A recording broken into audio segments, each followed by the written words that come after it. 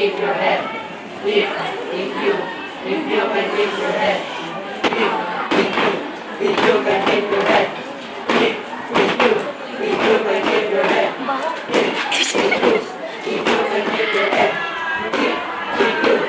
you can keep your head.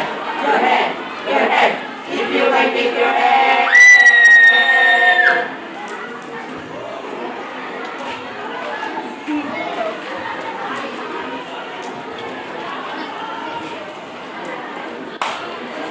You can keep your head when all about you are losing this and blaming it on you.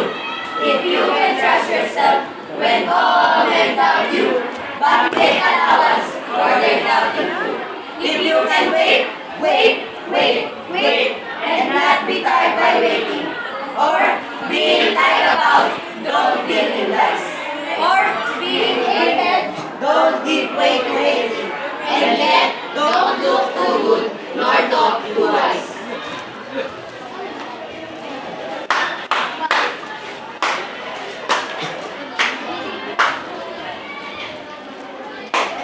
If you can drink and not make drinks your master.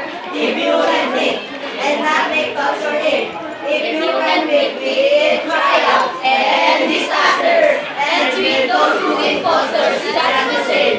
If you can bear to hear the truth, if you can bear to hear the truth, if you can bear to hear the truth, you're spoken, written by names, to make a trap or fools, or watch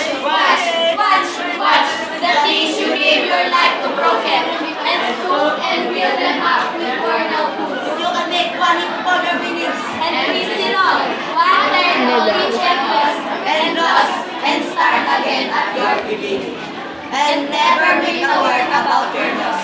If you force your heart and nervous in you to serve your turn long after they are gone, and so hold on when there is nothing in you except the will it shakes to them. Hold on. If you can talk with crowds and keep your virtue, or walk with peace, or walk with peace, nor lose the common touch. If neither foes nor loving friends can hurt you, if all men contribute, but not too much, if you can feel the unforgiving pity, with 60 seconds worth of distance run, yours is the earth and everything that's in it, and if there's more, you'll be a man